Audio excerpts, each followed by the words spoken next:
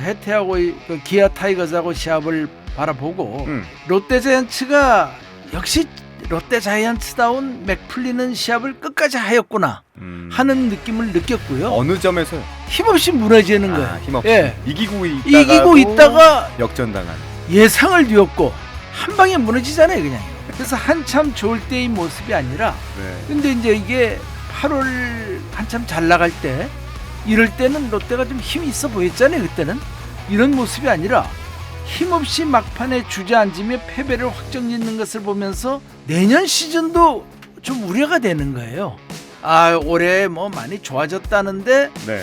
결국 자, 야구 직설 롯데자이언츠 송정규 전 우승단장과 함께합니다. 단장님 어서 오세요. 예, 안녕하세요. 네.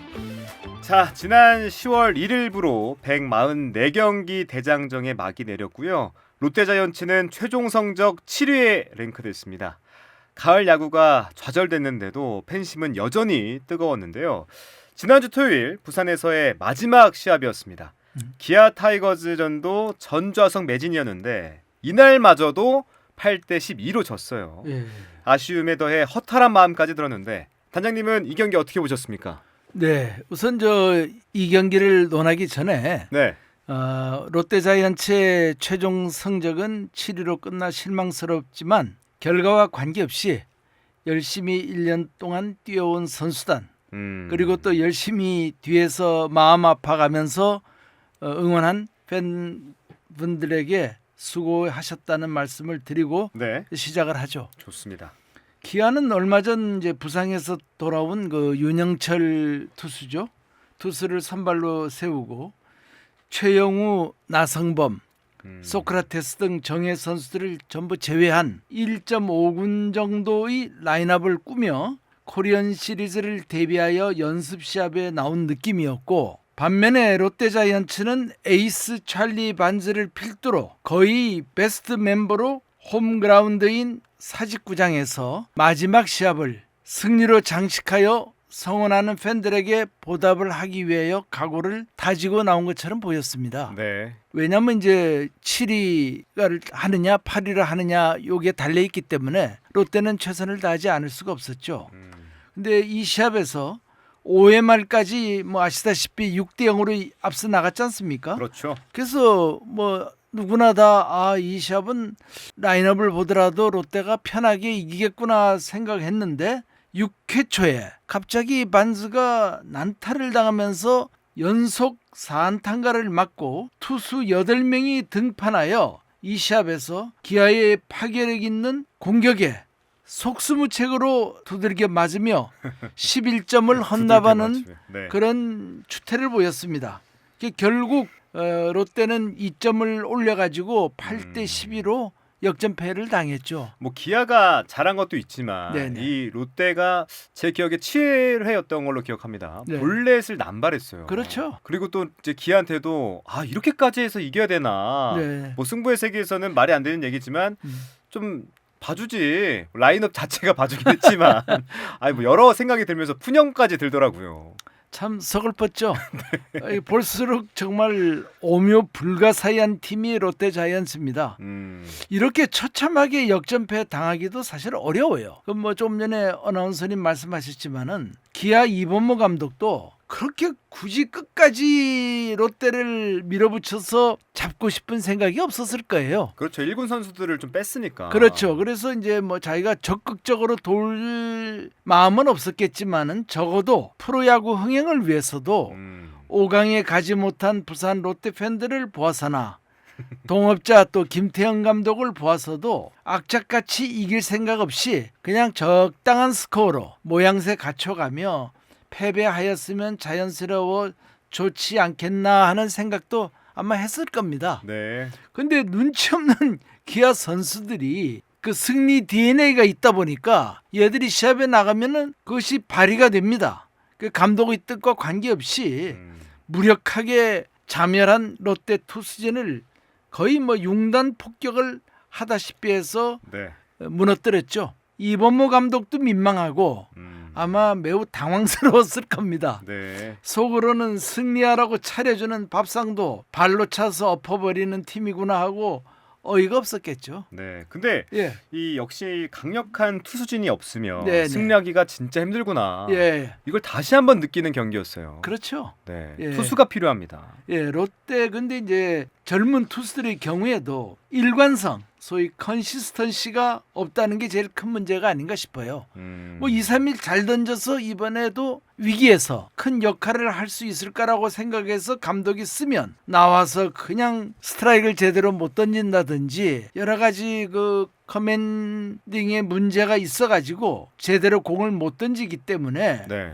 근데 감독으로서도 매번 선수들의 퀄리티가 달라지니까 계산이 서지가 않죠. 이럴 때에는 저 선수 정도가 나와서 막을 수 있다 생각했는데 전혀 예상 외고 또 전혀 예상 외로 생각했던 선수가 또 나와서 매우 잘 던지는 경우도 있고 이게 뭐 종잡지를 못하죠. 맞습니다. 근데 뭐 이제 중계 카메라에 김태형 감독이 잡히기도 했지만 네. 붙어라, 예. 싸워라, 예. 치게 해줘라 차라리. 예. 그런데도 불구하고 스트라이크 존에 못 던지는 투수들 예. 이게 대거 나왔거든요. 그 경기에만. 대다수였죠. 그러니까 뭐 좋게 보면은 0점 조준이 잘 안 됐다고 봐야 되는데 아니, 프로잖아요. 그렇게 연습을 하는 선수들인데 팬들이 보고 있다고 해서 그 예. 분위기가 좀 중압감이 있다고 해서 예. 프로 선수가 자기 역할을 못 한다는 거는 문제가 있지 않나.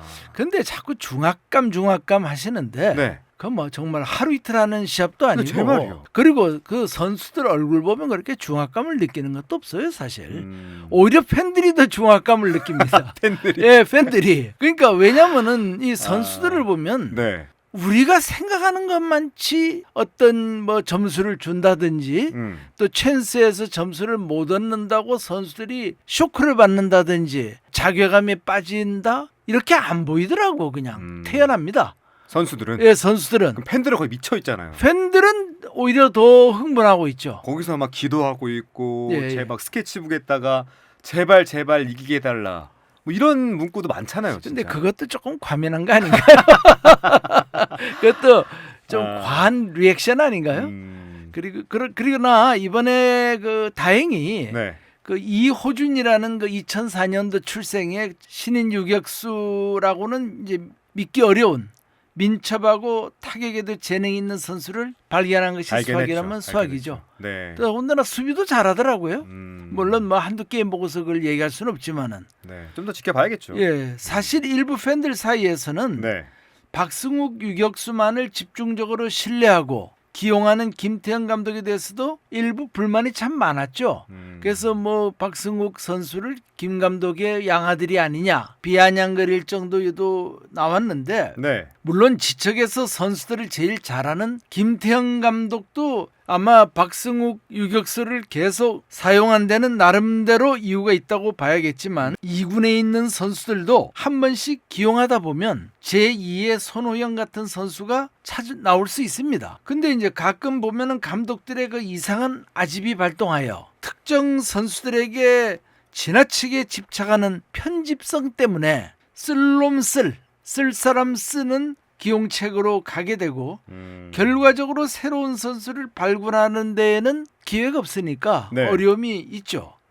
해서 감독들이 선입감을 조금 내려놓았으면 바람이 있습니다. 네. 또 예. 쓸 네. 이걸 좀 순화해서 말하면 쓴 네. 사람 또 쓴다. 그렇죠. 이런 뜻이잖아요. 또 믿을 만한 사람만 쓴다. 그렇죠. 자기가 볼 때. 뭐 비슷한 표현으로 될 놈 될 이런 표현도 있지 않습니까? 될 놈은 무조건 된다. 예, 되죠. 그런 것도 있죠. 이런 표현도 있는데 예. 기아 타이거즈가 그런 것 같아요. 예. 경기를 보면서 예. 롯데가 저랬다면 얼마나 좋을까. 이 부러운 마음도 들었거든요. 그렇습니다. 근데 이제 저는 네. 이참에 참 감독들이 뭐 김 감독뿐만 아니라 선입감을 좀 전부 내려놓았으면 좋겠어요. 어떻게요? 어제 시합도 보셨잖아요. 어제 다른 시합이지만은 이런 때에도 네. 이승용 감독의 머릿속에는 아직도 추신수가 대단한 타자, 김광현이 한국을 대표하는 좌완 슬라이더 투수 이런 게 남아 있거든요. 그러니까 이 찬스에서 이 선수들을 내보내야겠다지만은 저같이 냉철하게 보는 사람들은 네. 김광현 선수도 이미 이제 9위가 다 끝난 선수입니다. 그래서 결국 홈런을 맞았잖아요. 아니 그러니까. 네. 근데 이 감독들은 그게 안 됩니다. 이상하게. 왜 그럴까요? 그게 모르겠어요. 이승엽 감독도 그래요. 이승엽도 그래요. 네. 대부분 다 그래요. 이 감독이란 위치에 서게 되면 네. 좀 그런 아집이 그게 생기나? 아니라 그런 아집도 있고 네, 자기가 옛날부터 쭉 봐왔잖아요. 네. 그 잔상이 너무 깊은 거예요. 잘할 때의 모습이 너무 깊은 거예요. 우리도 그렇잖아요. 그 초등학교 때 공부 전교 1등 하던 사람 보면 항상 그놈이 제일 공부 잘한 것 같은 그런 잔상이 그런 게 아닌가. 있지. 그러니까 자기가 이걸 자꾸 데이터를 업데이트 시켜야 되는데 그게 제일 안 된다는 거죠. 그리고 오래 있다 보면은 뭐 그날 그 이승용 감독이 그랬다는 게 아니라 정이 들거든요. 고참들하고는 어떻게 보면 같은 전사 아닙니까?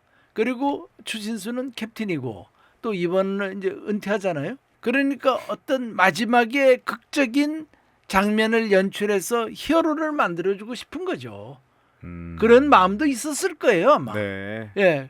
또 달리 얘기하면은 타자나 투수 중에 핀치에서 쓸만한 믿을만한 사람이 상대적으로 없었다. 없으니까 김광현하고 추신수밖에 믿을 사람이 없었다 이렇게 보는 건데 네. 그게 그 감독의 수준이고 한계죠. 그걸 넘어서야 되거든요. 그 한계에 부딪혀서 결국 SSG는 못 가지 않았습니까? 그렇죠. 네. 그래서 이제 이런 거를 그래서 제가 항상 말하는 게 일본 야구를 경험한 메이저리그 출신의 감독이 와야 된다는 게 인간적인 이게 있으면 안 돼요. 어떤 끈끈한 정 같은 게 필요 없는 겁니다. 네. 그리고 저는 이제 그거 말고 그 해태하고 그 기아 타이거즈하고 시합을 바라보고 롯데 자이언츠가 역시 롯데 자이언츠다운 맥 풀리는 시합을 끝까지 하였구나 하는 느낌을 느꼈고요. 어느 점에서요? 힘없이 무너지는 거예요. 힘없이. 예. 이기고 있다가 역전당하는.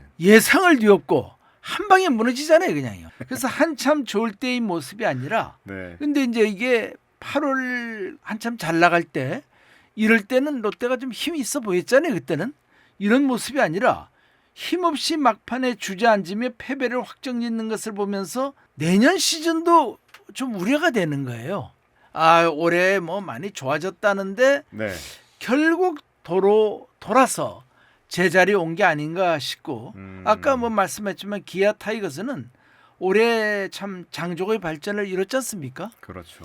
KBO 슈퍼스타로 등장한 김도영 선수의 효과인지 팀워크가 좋고 선수들 개개인이 득점권에서 팀 배팅을 영리하게 하며 어찌하든 득점을 이루는 능력은 출중하였습니다.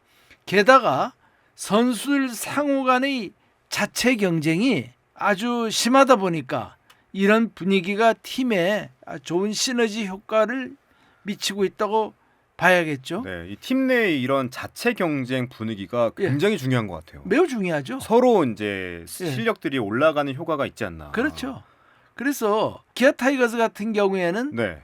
2024년도 초에 불미스러운 일로 김종국 감독이 하차했지 않습니까? 그리고 신의 이범호 코치가 감독으로 됐는데 그 당시에 이제 나성범 선수도 못 나오고 몇몇 선수들이 부상으로 안 좋았어요. 거기다가 소크라테스도 초반전에 굉장히 그 슬로우 스타터라서 안 좋았고 그래서 베스트 멤버로 구성하여 나가기가 어려웠음에도 불구하고 팀의 완성도가 저어진 것이 시사하는 바가 매우 큽니다. 네. 이 팀은 내년에도 외국인 선수 3명만 잘 뽑으면은 당분간 KBO 최강팀으로 자리를 잡을 것 같습니다. 네. 예. 그래서인지 기아와 롯데 예. 홈구장 마지막 경기에서 더욱 대비가 된 것 같습니다. 그렇습니다. 게다가 단순히 또 한 게임 적군화를 넘어서 내년 시즌에도 뭔가 그림자가 드리우는 건 아닐까라는 맞습니다. 걱정도 앞섰는데 네.